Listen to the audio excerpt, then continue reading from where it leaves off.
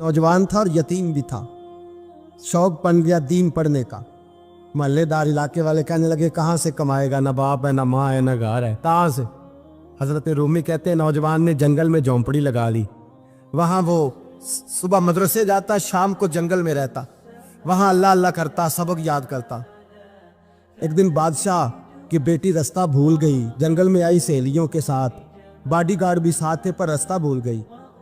खोती खोती शाम हो गई, ऐसी खोई कि जब रात गहरी हो गई तो आके उस नौजवान के पास रुकी और चिल्लाने लगी।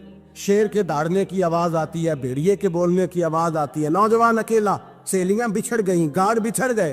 कहने लगी मैं परेशान हूँ, मुझे जगह मिल जाएगी। नौजवान कहता मैंने शहजादी देखी और मुझे भी पता था कि घर एक ही है और आग को अंदर से दरवाजा भी बंद करना पड़ता है, जंगल जानवर भी आ जाते हैं। कहते मेरी छोटी सी कुटिया में, झोंपड़ी में वो आई, रो के कहने लगी सहारा कोई नहीं, अगर मैं पीछे निकलूंगी तो भेड़िए खा जाएगा।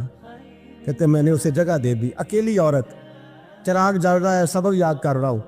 मेरे नबी पाक ने फरमाया जहां मर्द औरत अकेले हो तीसरा शैतान होता है। और शहजादी, वो बच्चा कहता है सबक याद करता रहा सारी रात। वो बच्ची को कहा सो जा, पर वो कहती है नींद मुझे भी कहाँ आई। ऐसे मौक़ों पर नींद, सारी रात सबक याद करता। थोड़ी थोड़ी देर के बाद चिराग जलता तो उस पर उंगली रखता, हाथ जलता तो पीछे खींचने, फिर दूसरी उंगली रखता, थोड़ी देर के बाद जलता तो खींचने, हाथ सारा जल गया। सुबह किरणें चमकी तो कहने लगा चल निकल जा, दौड़ जा, बस बड़ा सब्र का इम्तिहान हो गया, चली जा। शहजादी बाहर निकली, सिपाही ढूंढ रहे थे। बादशाह खुद जंगल में निकला हुआ था, मेरी बेटी मिल गई। बादशाह तन्हाई में जाके कहने लगा बेटा मैं दुनिया को बताऊंगा कि मेरी बेटी खोई नहीं थी, सिपाही साथ ही थे। ये बड़ा मुश्किल होता है, बेटी तो भूल के भी रात कहीं रह पड़े तो लोग जीने नहीं देते, तो बेटा मुश्किल हो जाएगा मेरे लिए। कहाँ थी? उसने कहा नेक नौजवान के पास। उसने कहा बेटा मैं तो तेरी बात मानूंगा पर दुनिया नहीं मानेगी। अगर उस नौजवान ने किसी को बता दिया कि तू उसके पास थी तो फिर लोग मेरा जीना मुहाल कर देंगे। बेटा मैं मर जाऊंगा, मेरी मजबूरी ये है कि वो कहीं राज ना उगल दे वो नौजवान, उसे कत्ल करना पड़ेगा। औरत ने मिन्नतें की, उस बेटी ने कहा मेरे मौसम को मारोगे, रोई। और वो कहने लगा मैं बादशाह, वो मेरा अपना विकार है, मैं उसको छोड़ नहीं सकता। गिरफ्तार कर लाए सिपाही। वक़्त तय हो गया सजा का। अकेले कारकोशरी में रखा गया, जो उसके खास एतबार वाले थे उनकी ड्यूटी लगाई। बादशाह ने बुलाया, पहले बिलम आया। औरत कहने लगी, बेटी कहने लगी एक दफा तो बुलाओ ना, एक सवाल बस पर्दे में रह के पूछना है और फिर जो आपका जी चाहे, मेरे मौसम को मारना तो है, तो मर्जी आपकी। सामने खड़ा किया, नौजवान पर्दे के पीछे, औरत खड़ी हो गई। बादशाह बीच बैठ गया। बीबी कहने लगी सारी रात बेदार मैं भी रही, सोया तू भी नहीं। वो जो तू चिराग के करीब हाथ लगा के जलाता था वो समझ नहीं आई।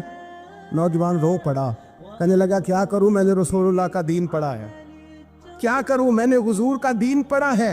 मैंने पढ़ा है कि जानी को सबसे नीचे दोज़ख के सबसे निचले दर्जे में जलाया जाए, उसे जहन्नमियों का पीप और रेशा पिलाया जाए, कंद खिलाया जाए। ये रवायतें पढ़ी हुई थी।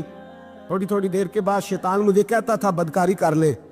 मैं अपना हाथ उसी वक्त जब शैतान मशवरा देता तो मैं आग पे करता। मैं कहता अगर ये बर्दाश्त हो गई तो वो भी हो जाएगी। जब हाथ जलता तो मैं समझ जाता नहीं तुझसे तो ये नहीं बर्दाश्त होती तो वो कैसे होगी।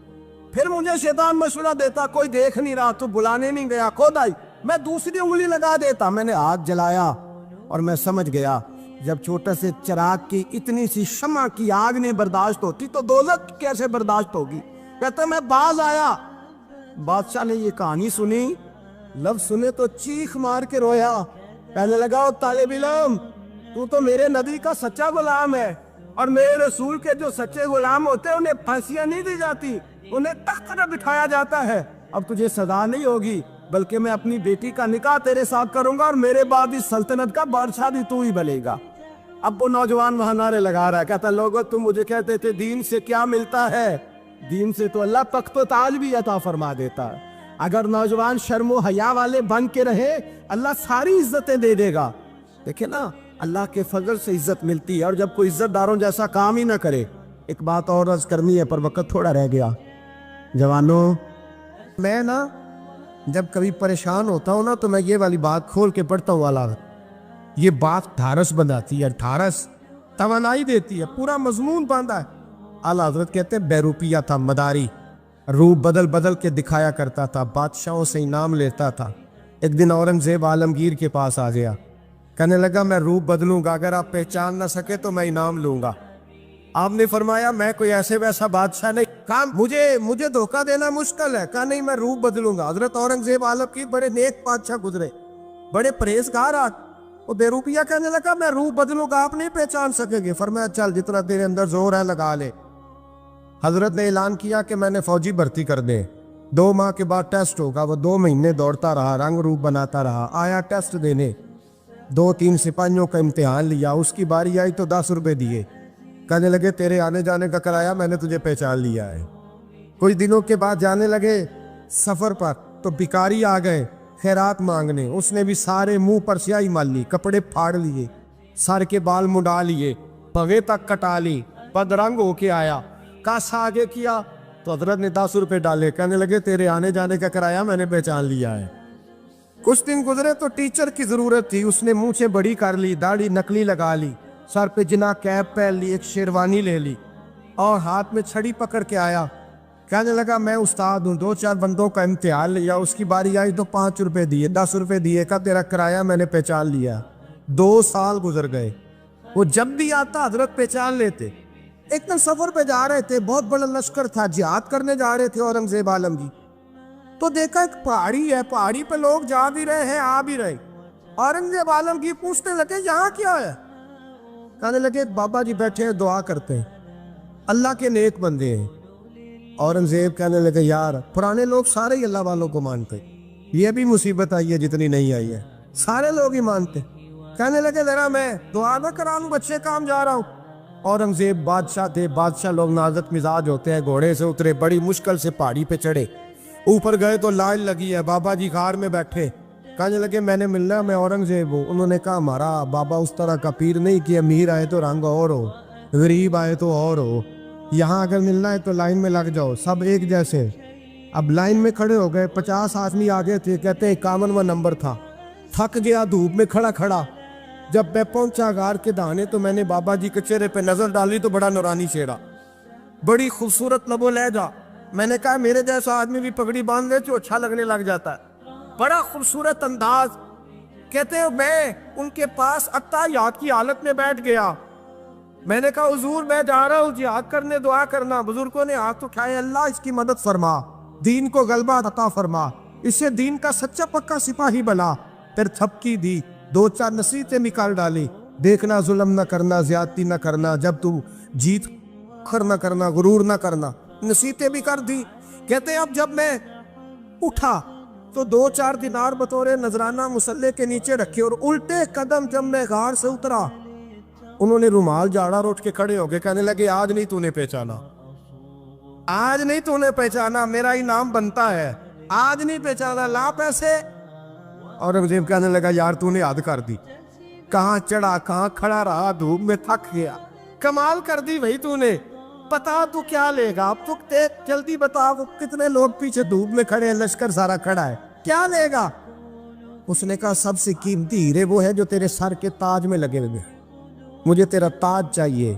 او بھائیو سننا اور یاد رکھنا, میرے اعلیٰ حضرت کہتے ہیں بادشاہ نے سر کے اوپر سے تاج اتارا, بہروپیے کے قدموں میں رکھا اور کہنے لگے یہ لے, اور یہ تو تیرا مانگنے پر میں نے دیا ہے نا, میں واپس آتا ہوں تو آنا میں اپنی مرضی سے بھی تجھے دوں گا.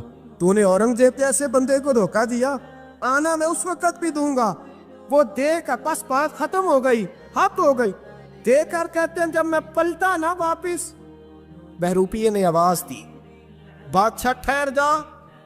تو میں نے پلٹ کے دیکھا تو کہنے لگے یہ اپنا تاج لے جا, اٹھا اور لے جا.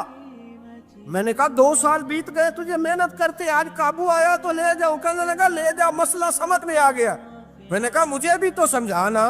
کہتے ہیں وہ پھوٹ پھوٹ کے رویا, اس کی آنکھیں برس پڑی, سیلاب کی طرح آنسو بہہ نکلے, تڑپا اور رو کے کہنے لگا بادشاہ میں نے جھوٹ موٹ رسول اللہ کی غلامی اختیار کی تھی, جھوٹ موٹ کی داڑھی, جھوٹ موٹ کی پگڑی, جھوٹ موٹ کا فقر, میں نے جھوٹ موٹ نبی پاک کا لباس پہنا ہے, تو تیرے جیسے بادشاہوں کے تاج میرے قدموں میں آ گئے ہیں. अगर मैं सचमुच रसूलुल्लाह का गुलाम बनूंगा तो अल्लाह क्या कुछ अता फरमाए, अल्लाह कितनी नेमतों से नवाजे।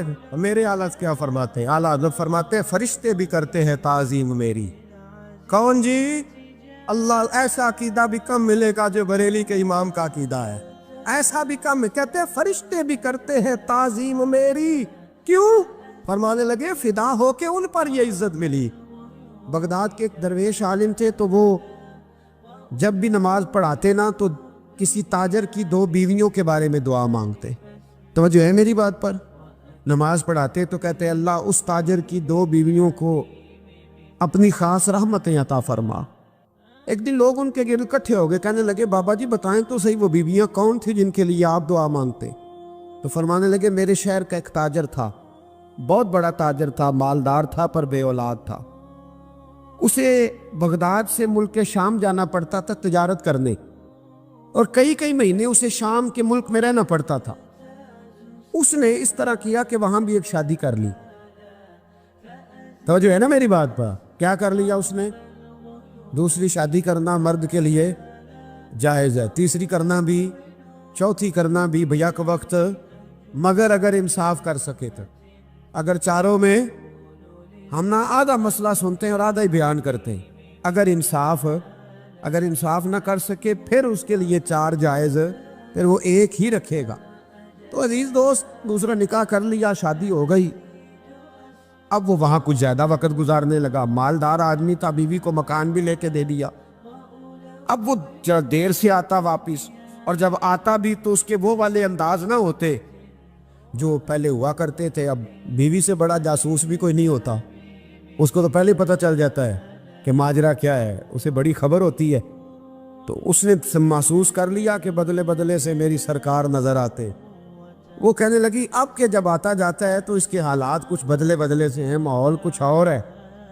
उसने एक बूढ़ा आदमी जो उसका अजीज भी था और समझदार भी था उसको तैयार किया। कहने लगी अब के जब मुल्क के शाम जाए ना तो इसका पीछा करना और ख़बर करना कि कहाँ रहता है, कहाँ जाता है, क्या करता है।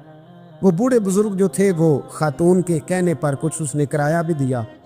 वो उस ताजर के पीछे गए और वापस आके खबर दी। कहने लगे कि ये तो 2-3 साल बीत गए, इसने वहाँ भी शादी की हुई है, तुझे बताया ही नहीं। बीवी बड़ी समझदार थी, हौसला मंजीरत, उसने शोर नहीं मचाया। उसने कहा कि मैं ना अब जब आएगा ना तो तरीके से बात करूंगी और पूछूंगी कि ऐसा क्यों किया।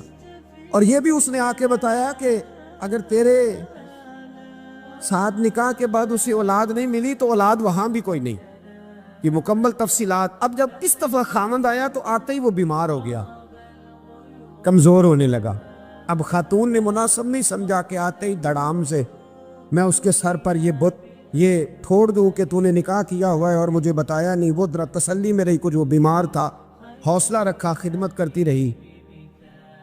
कुछ दिन गुजरे तो वो ताजर इंतकाल कर गया, फौत हो गया। अब राज खोल न सका, इद्दत गुजारी, और जब सारा माल जमा किया ना तो अशरफियों की बोरियां भर गई। सारा माल उस बीबी का, 4 बोरियों में अशरफियां, 4। यहाँ तो पेट का दोज़ख है, माज़ अल्लाह भरता ही नहीं। हाल में मज़ीद, हाल में मज़ीद। वो जो कहते थे ना कि बस बाहर चला जाऊं और बाहर मैं कुछ थोड़े से पैसे कमा के 2-3 साल में लौट आऊँगा, फिर यहाँ आके कोई कारोबार करूँगा, वो गए हैं तो वापस नहीं आए। वो जो कहते थे ना बस मैंने इतना सा कारोबार करना है कि मकान बन जाए, उन्होंने 4 मकान भी बना लिए हैं, लेकिन ब्रेक हल में मज़ीद की दौड़ है। अब 4 बोरियां उस औरत ने छुपाए रखी। कोई बंदा नहीं जानता बगदाद में कि मुल्क के शाम में ताजर की दूसरी बीवी भी है। जब वो फारिग हुई तो उसने उस बूढ़े जासूस को फिर बुलाया और 2 बोरियां ऊंट पे रखी, खुद भी साथ बैठी और मुल्क के शाम गई। अल्लाह अकबर।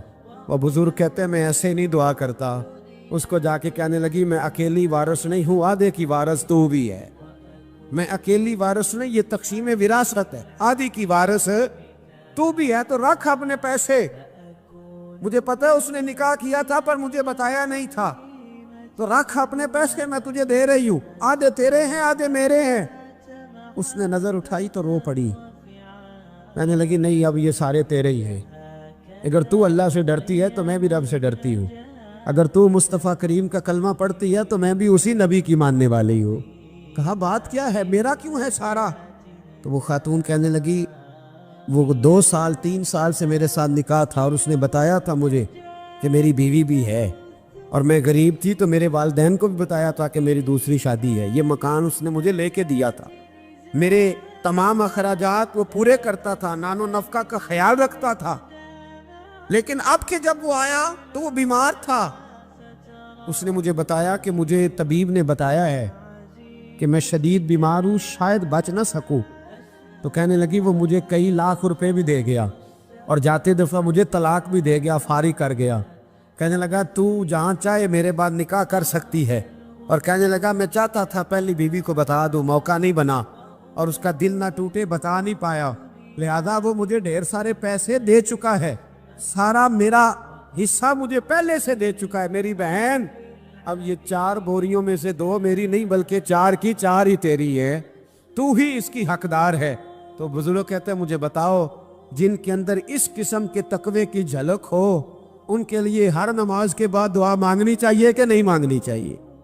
हजरत उमर के ज़माने में ना एक नौजवान था, नेक था, मस्जिद जाया करता था रात को। तो मस्जिद जा रहा था तो रास्ते में एक औरत ने दावत गुनाह दी, इब्ने असाकर ने इसको लिखा है। तो नौजवान था, ख्वाहिशात थी, कुछ तबीयत माइल हो गई। अभी उधर जा ही रहा था कि किसी ने आयत पढ़ दी, वाली मन खाफ मकाम रब्बी जन्नतान, जो रब के सामने खड़े होने से डरेगा अल्लाह 2 जन्नतें देगा। वाकई डर गया, वो वाकई डर गया, इतना डरा कि बेहोश होके गिर पड़ा। बीमारी से लोग बेहोश होते हैं, पैसे डूब गए बेहोश होते हैं, बच्चे के गम में बेहोश होते हैं। सच बताओ कभी खौफे खुदा से भी बेहोश होता कोई देखा है? हमारे यहाँ तो रोज़मर्रा ही नहीं है भाई। और बड़ी बातें हैं बेहोश होने की, डरने की, गश खाने की। बेहोश होके गिर पड़ा, बूढ़े बाप को किसी ने बताया बच्चा बेहोश पड़ा है, उठा के घर लाए, घर ला के कहा बेटा क्या हुआ? नौजवान है, चढ़ती जवानी है, पर पाकीज़ा बड़ी है। कहने लगा अब्बा जी गुनाह की तरफ चला गया था, पर मैंने आयत सुन ली जो अल्लाह के सामने खड़े होने से डरेगा रब 2 जन्नतें देगा। मैं डर गया था, रब वाकई 2 जन्नतें देगा। बाप रो पड़े, अब्बा जी की आंखों में आंसू आए और कहा पुत्र अल्लाह बड़ा मेहरबान है, उसके वादे सच्चे हैं, वाकई 2 जन्नतें देगा। उसने फिर एक चीख मारी और इस तरह की मारी कि उसकी रूह ही परवाज कर गई, रूह ही परवाज कर। कुश्तगाने खंजरे तस्लीम रा, इश्क की खंजर से कत्ल हो गए लोग। सुबह हजरत उमर को पता चला कि उन्होंने तो रात जनाजा भी पढ़ दिया, तदफीन भी कर दी। जनाब उमर फरमाने लगे इतना नेक नौजवान खौफे खुदा से दुनिया से चला गया, मुझे क्यों नहीं बुलाया, मैं जनाजा पढ़ता। फारूक आजम फरमा रहे मेरा शौक था मैं उसका जनाजा पढ़ता। का हुजूर